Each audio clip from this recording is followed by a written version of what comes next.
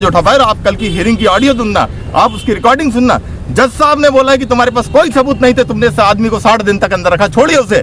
तो जिस तरीके से कमेंट्री गूगल पे आप टाइप करिए डॉक्टर आनंद राय सुप्रीम कोर्ट हियरिंग, आपको मिल जाएगा। तो वहां फटकार लगी है इनको, और इन्होंने अपनी एड़ी चोटी का जोर लगाया मुझे अंदर पटक के रखने के लिए। और अभी भी रतलाम में बड़ी मुश्किल से इन्होंने वहां से रिलीज वारंट जारी किया है। तो इस तरीके से जो दमन कर रहे हैं, हम लोग चुपने वाले नहीं है, और हमारे अंदर क्रांतिकारियों का खून है, हमारा डीएनए फर्जी नहीं है। हम क्रांतिकारी लोग हैं, लड़ेंगे और लड़ते रहेंगे डॉक्टर। और मैंने व्यापक घोटाला उजागर किया है, और मेरी लड़ाई 12 साल से शिवराज सिंह से चल रही है। और मैं आपको आज वादा करता हूं कि शिवराज सिंह चौहान के नेतृत्व में यदि भारतीय जनता पार्टी ने चुनाव लड़ा तो इनको इतनी मुंह की खाड़नी पड़ेगी, 230 में से यदि इनकी 70 भी सीटें आए तो मेरा नाम बदल देना। की सुनवाई के दौरान क्या, और मेरे सामने तुषार मेहता जी को खड़ा किया, सॉलिसिटर जनरल को। क्या इस देश का सर्वोच्च वकील सरकार का एक छोटे से आनंद राय के लिए, और यदि आनंद राय के लिए तो नेमावर, कुक्षी, खेरकुंडी, मानपुर, वहां जो लोग थे जो दुर्दांत हत्यारे थे, जिन्होंने बलात्कार किया, जिन्होंने हत्या की, उन लोगों की जमानत के विरोध के लिए कभी तुषार मेहता क्यों नहीं खड़े हुए? आज हजारों की संख्या में रेप हो रहे हैं, बलात्कार हो रहे हैं, जब उन लोग जमानत के लिए जाते तो उनके लिए सरकारी वकील स्पेशल प्रोसिक्यूटर क्यों नहीं अपॉइंट होते? आज हमारी जमानत के विरोध के लिए अविनाश सिरपुरकर को खड़ा किया, 1 लाख से ज्यादा उनकी फीस है। आज बताइए, यदि वो हमारी जमानत का विरोध करे तो आम जो अपराधी हैं उनकी जमानतों के विरोध के लिए वह वकील नहीं खड़े होते हैं। नहीं, अपने को पुतला नहीं जलाना है, सरकार उखाड़ना है। बिल्कुल है।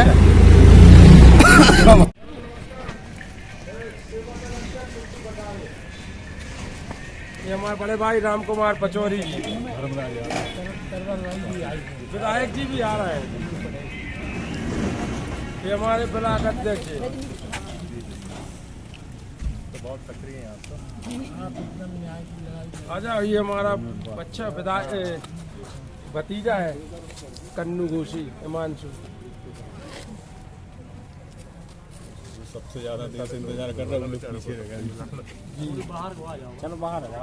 नमस्कार, आप देख रहे हैं न्यूज ग्राउंड जीरो। मैं हूं पंकज सोनी, और इस समय हमारे साथ डॉक्टर आनंद राय हैं, जो मध्य प्रदेश के फेमस विसिल ब्लोअर हैं, और पिछले 2 माह से ये जेल में बंद थे। अभी कुछ दिनों पहले ही इनका रतलाम से सागर ट्रांसफर किया गया था, और 2 माह लंबे संघर्ष के बाद अंततः इनकी सुप्रीम कोर्ट से जमानत मंजूर हुई है। हम डॉक्टर आनंद राय से बात करेंगे कि 2 माह किस तरीके से उन्होंने जेल में बिताए, और जेल से रिहा होने के बाद वो क्या कहना चाहते हैं।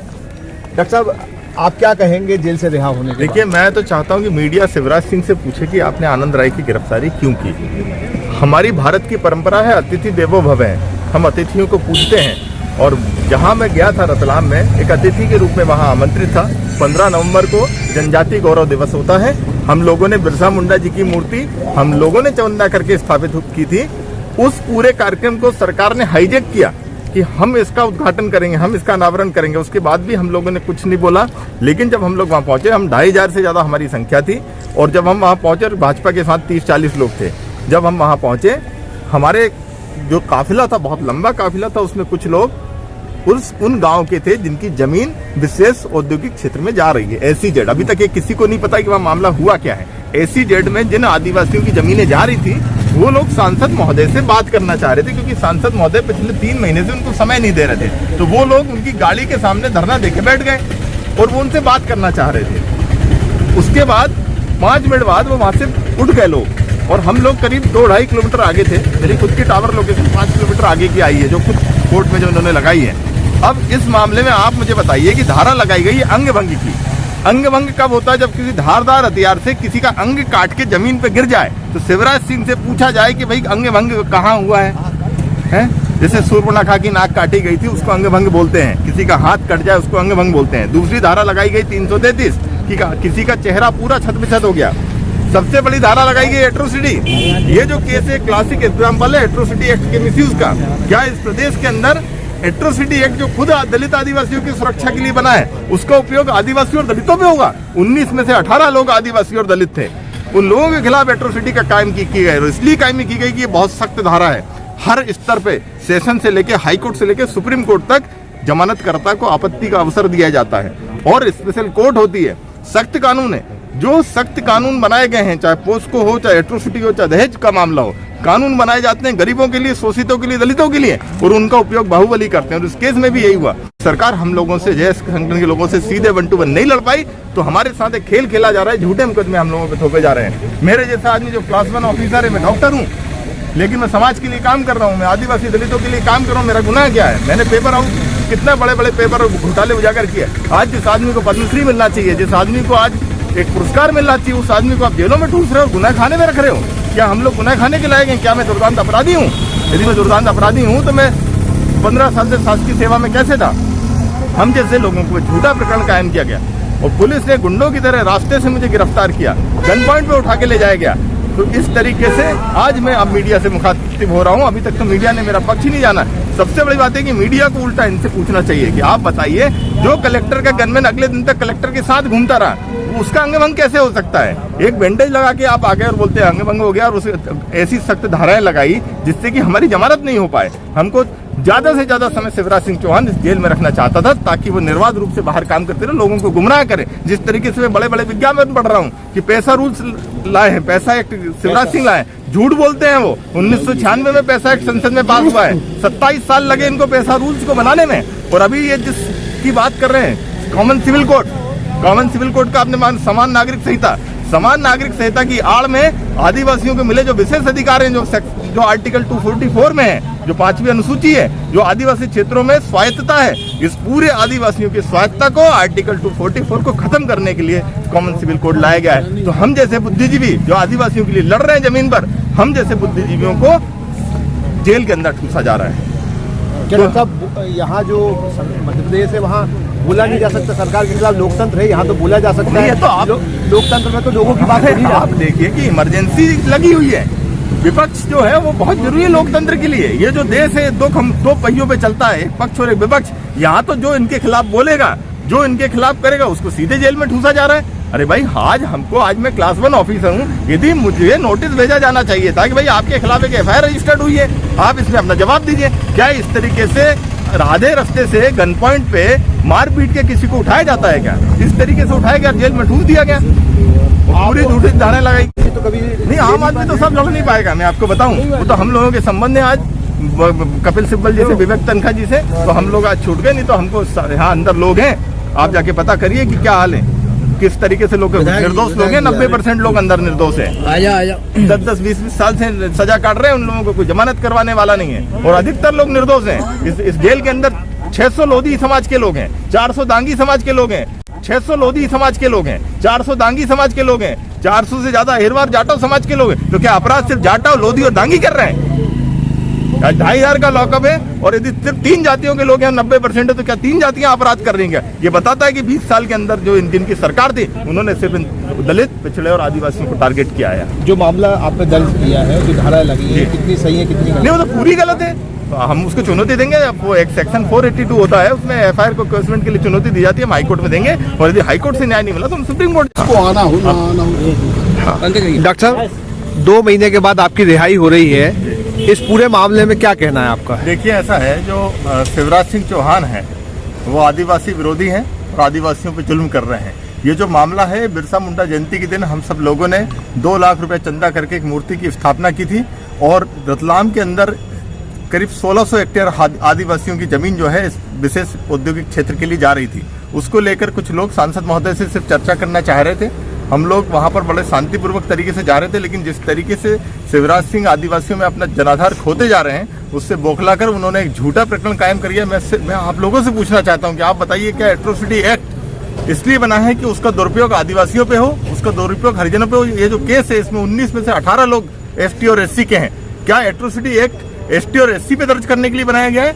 सिर्फ इसलिए इसको दर्ज किया गया कि हम लोगों की जमानत में बार-बार अवरोध हो, और मेरी जमानत को आपत्ति के लिए 1 करोड़ रुपया आम जनता के टैक्स का पैसा खर्च किया। पहली बार नहीं किया, मेरे सामने सॉलिसिटर जनरल को खड़ा किया। क्या मैं राष्ट्र का शत्रु हूँ, इस देश का शत्रु, इस प्रदेश का शत्रु? मेरा गुनाह क्या है? मैंने भ्रष्टाचार को उजागर किया। इसके पहले भी गोविंद राजपूत का जो कॉलेज है, ज्ञानवीर इंस्टीट्यूट, वहां पर पेपर लीक हुआ, उसकी जब मैंने CBI जांच की मांग की, तब मेरे खिलाफ प्रकरण कायम करवाया गया एट्रोसिटी के अंदर। वो भी अभी भी इस मामले में हम लोगों की कोई गलती नहीं थी। दूर दूर तक हम लोग शांतिपूर्ण तरीके से वहां बिरसा मुंडा जी की मूर्ति पे जा रहे थे।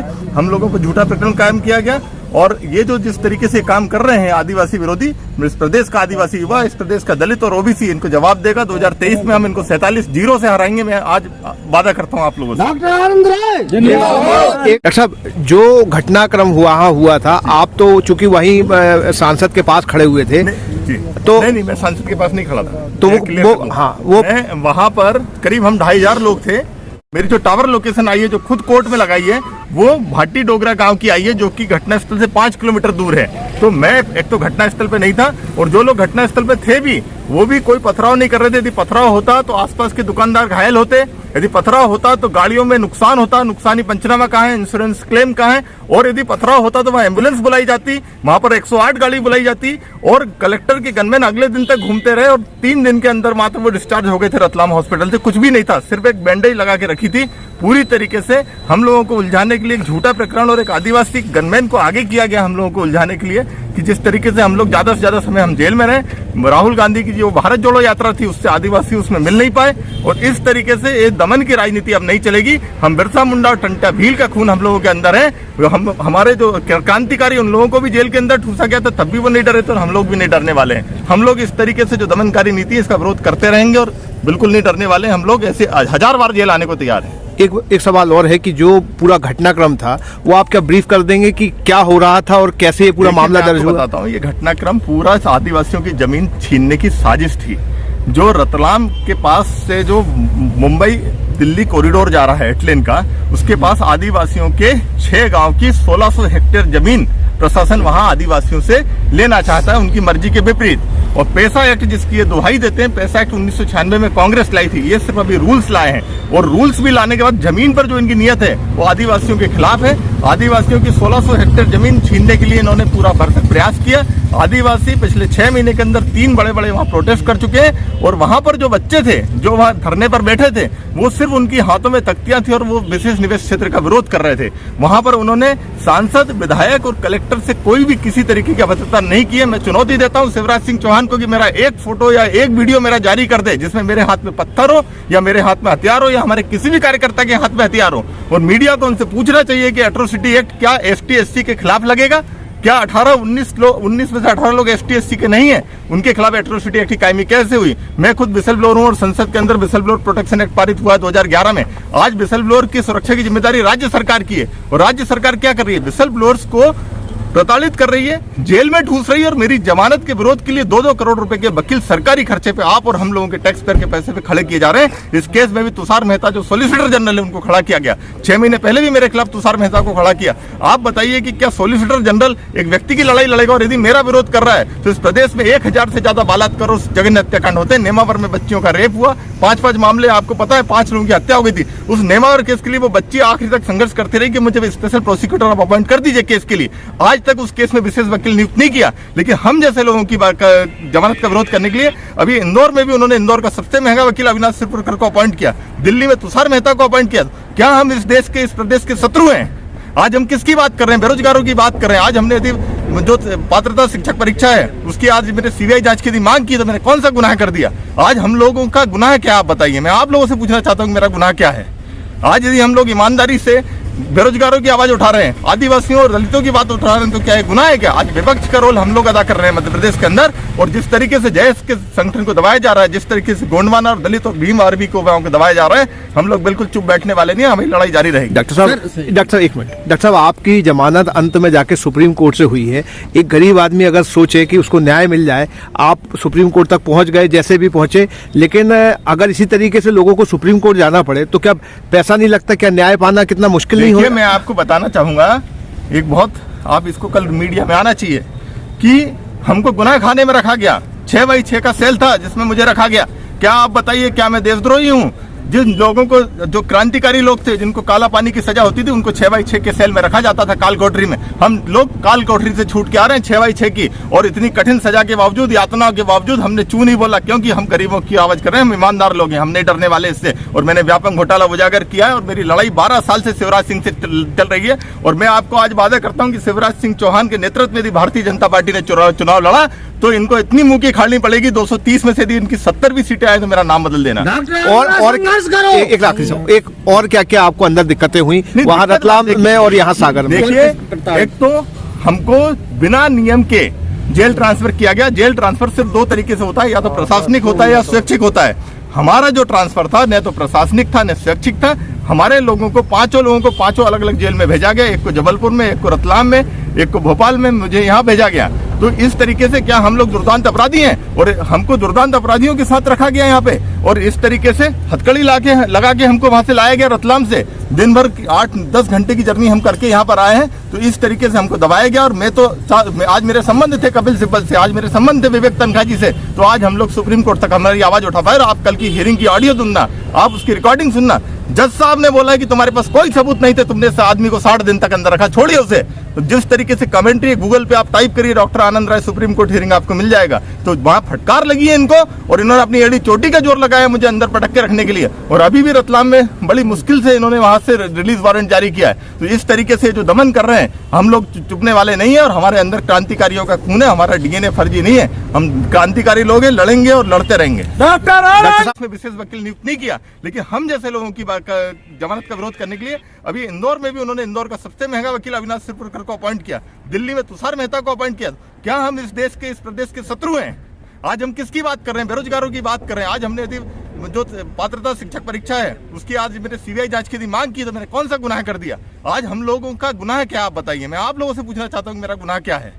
आज यदि हम लोग ईमानदारी से बेरोजगारों की आवाज उठा रहे हैं, आदिवासियों और दलितों की बात उठा रहे हैं, तो क्या है गुनाह है क्या? आज विपक्ष का रोल हम लोग अदा कर रहे हैं मध्य प्रदेश के अंदर, और जिस तरीके से जयस के संगठन को दबाया जा रहा है, जिस तरीके से गोंडवाना और दलित और भीम आरबी को दबाया जा रहा है, हम लोग बिल्कुल चुप बैठने वाले नहीं है, हमारी लड़ाई जारी रहेगी। डॉक्टर साहब एक मिनट। डॉक्टर साहब, आपकी जमानत अंत में जाके सुप्रीम कोर्ट से हुई है। एक गरीब आदमी अगर सोचे कि उसको न्याय मिल जाए, आप सुप्रीम कोर्ट तक पहुंच गए, जैसे भी पहुंचे, लेकिन अगर इसी तरीके से लोगों को सुप्रीम कोर्ट जाना पड़े तो क्या पैसा नहीं लगता? क्या न्याय पाना कितना मुश्किल नहीं होगा? मैं आपको बताना चाहूंगा, एक बहुत, आप इसको कल मीडिया में आना चाहिए कि हमको गुनाह खाने में रखा गया। 6x6 का सेल था जिसमें मुझे रखा गया।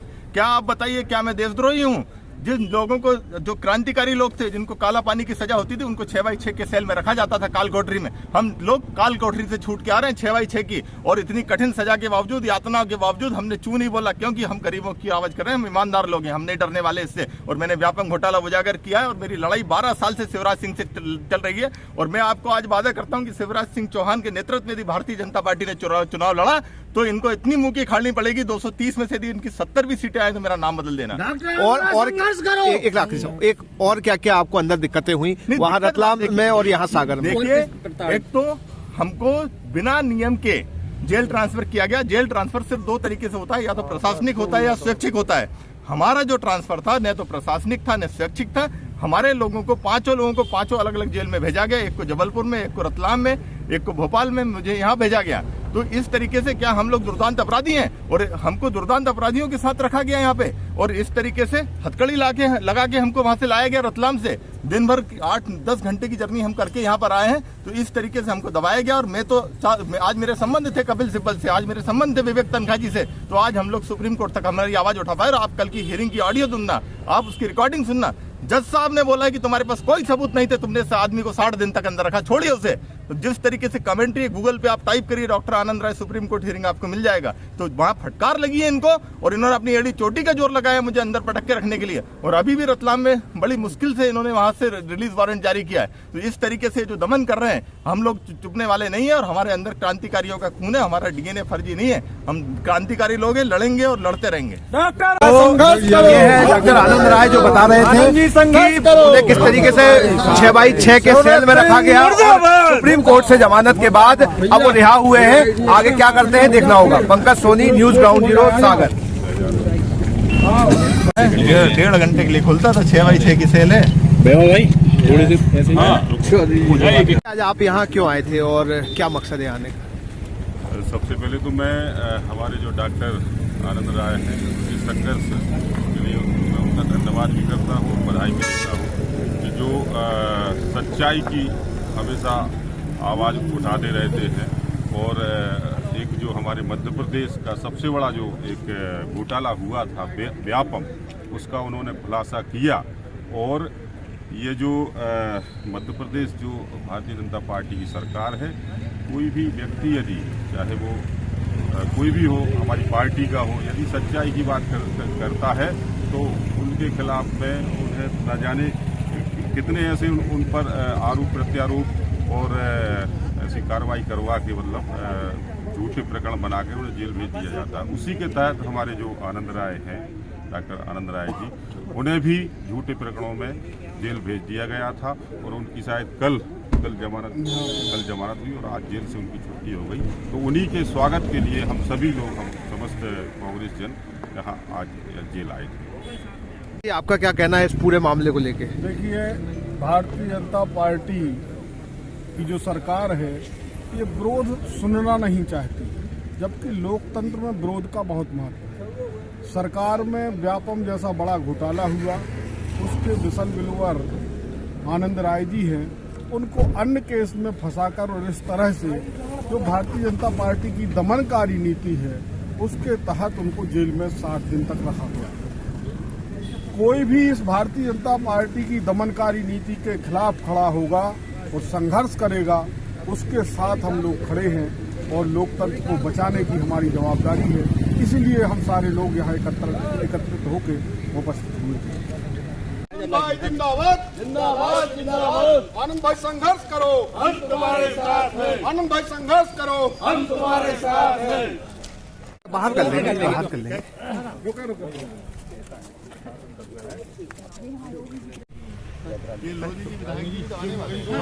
आ रहे रास्ते में है, आ रहे हैं।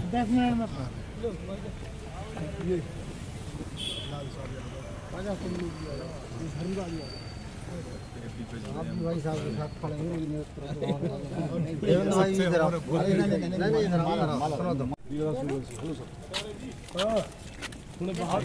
2 मिनट। और क्या हाल है? आनंद राय जिंदाबाद जिंदाबाद जिंदाबाद। आनंद राय जिंदाबाद जिंदाबाद जिंदाबाद। आनंद भाई संघर्ष करो, हम तुम्हारे साथ। हल्लू कहाँ है? ये रामदास रजक है। पेपर में बहुत देखा आपको और मैंने आपकी लंबी संघर्ष हुआ भी, ये मुलाकात है।